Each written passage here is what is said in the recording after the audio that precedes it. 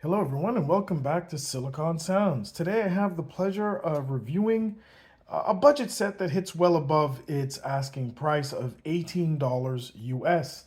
The TinHifi C0 Elf. Get these out of the box. Sent to me graciously by Linsol. Thank you very much, Linsol, so that I can give my honest review. The TinHifi C0 is an interesting product on many fronts. Firstly, TinHifi have gone for an open back bullet style of form factor. They are indeed open back. It vents, the chamber does vent to the outside, of course through the nozzle, and there's relief through the rear. Secondly is the build quality and the quality of the driver used. And lastly is the sound quality, which is really what this is all about. It does hit well above its asking price. Again, a modest $18 US at the time of the filming of this video. Sporting a single 10 millimeter titanium coated PU diaphragm, you couldn't get much simpler than this. The C0 is simplicity itself. What's interesting here, it's an open back housing design. If you can get a closer look at that, which promises a more open and interesting sound, especially with respect to imaging and soundstage. We'll get to that later. What you have here is the listener will have their ears massaged with a bright neutral tuning. Bass is definitely present, but does take a backseat to the mid-range. There are a few versions of the C0 available, including one set to come with a DSP cable, which seems to be all the rage. That's probably the next best thing that's going to go on in the industry. For testing, I had the more quote-unquote traditional unit with a 2-pin cable connection, your typical 0.78 millimeters, 2-pin cable, flush, thank goodness not recessed or sticking out. And the cable that comes with it is a 3.5 millimeter single-ended plug, not even taken out of the plastic. You can see it, hopefully you can see it clearly on the video. Just your basic cable, but nicely done. Interestingly, when I first listened to the C0 out of the box, I was not impressed. It sounded bright, even shrill at times. I did notice some potential here though, and continued the journey, didn't discount it right away. The bass was tight, but it lacked in power and it sounded anemic. I did put the C0 on the burn-in rig for an extended period of time, approximately 3 days. I would have done less, but I had just forgotten it there for 72 hours. And voila, things changed significantly for the better. What definitely improved was the overall tonal balance as the bass was brought up a bit, became more forceful. Again, this is not a bass head IEM, but it became much more balanced. I could appreciate the sound more. The C0 is easy to drive, but care must be taken with tip selection. With these bullet type earphones, the tip really, you need not only a good seal, but it's the tip's responsibility to hold the earphone in your ear securely, as opposed to the in-ears, which go in more securely and could be held in by the auricle of your ear. So just note that tip selection is quite crucial here. It's best matched, the C0 that is, with a warmer source, as they are bright neutral. And if you want to tone that down a bit, which I did not find excessive at all, by the way, you might want to pair it with a neutral source or at least a warmer source. I found that the TinHifi C0 sounded best when paired with the original hip DAC, the TinHifi hip DAC. Just a little recommendation to throw out there. Specs, once again, 10 millimeter titanium coated PU diaphragm, impedance 32 ohms at 1 kilohertz, sensitivity 105 decibels, frequency response 20 to 20 kilohertz, take that as you will, and it uses a 2-pin 0.78 millimeter cable. So let's talk about build, fit, and quality. The C0 is a very well-built IEM. I had to look again at the price to see that these were only $18. It does boast an aviation-grade aluminum body weighing just a mere 3.8 grams a side. Although in hand they feel heavier than that, but that is what they weigh. It was verified. Different color options are available. I got the blue, which I find very attractive. And there's different color options available for those who like a little bit more flash or variation in their IEM colors. I really don't care, but the blue looks fantastic to me. The included accessories are bare bone. You have the cable, and inside the box you'll have a few tips and 2 cards.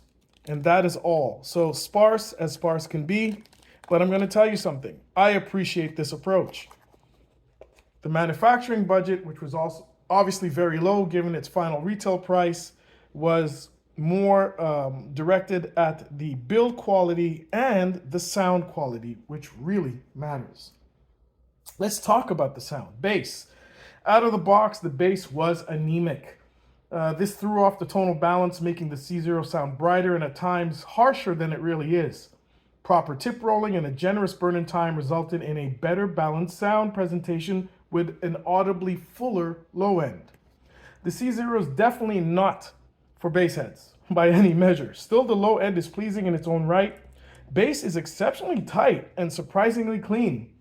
While it does go fairly deep, the C0 lacks the visceral impact and rumble of the deepest notes.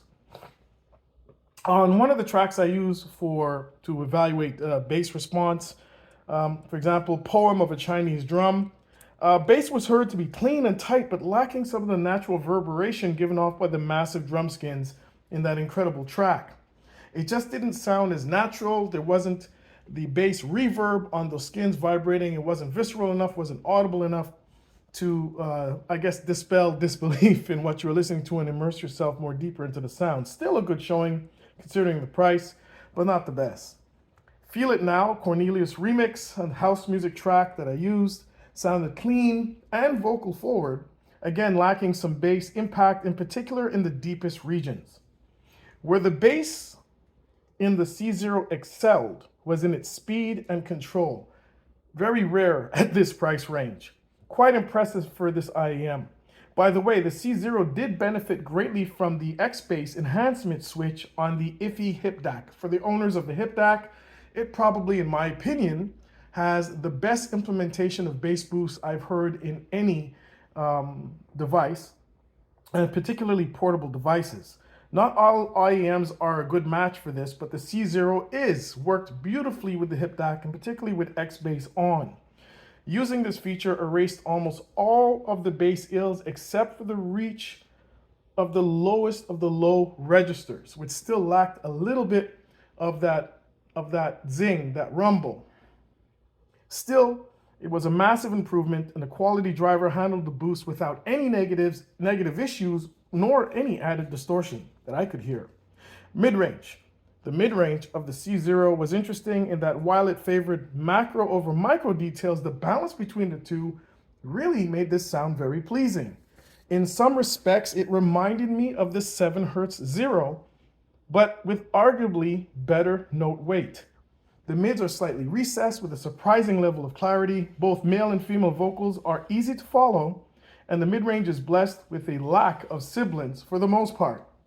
Though female vocals do have a definite presence lift. There is a pinna gain here, really accentuating the presence area of the frequency range, and you will realize that, particularly on horn instruments and strings and female vocals, but it's not overdone for the most part.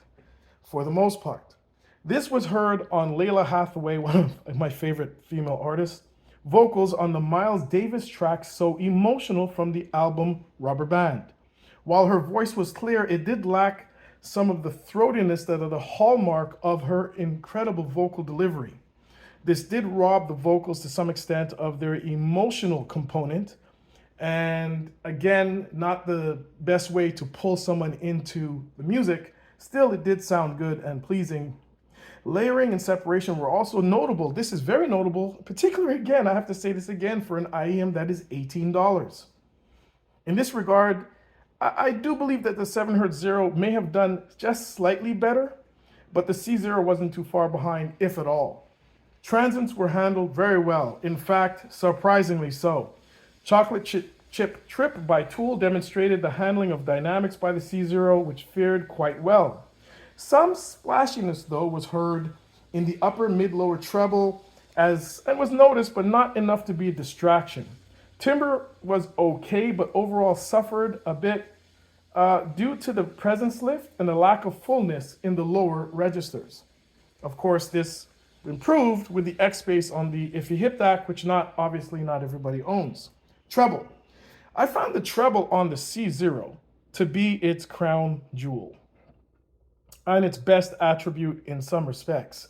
While the presence region does offer a definite lift, the treble is more even and controlled with a level of detail unbecoming of a sub $20 IEM.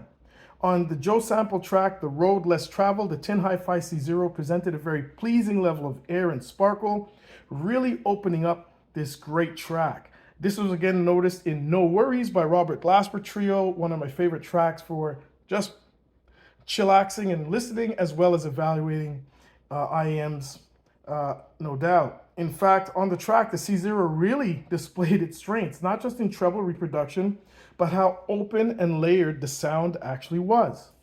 Let's get into imaging and soundstage. Now, the claim to fame of the C0, at least one of them, is its open back design. I don't know if you can see, it's a very fine mesh, and it is open.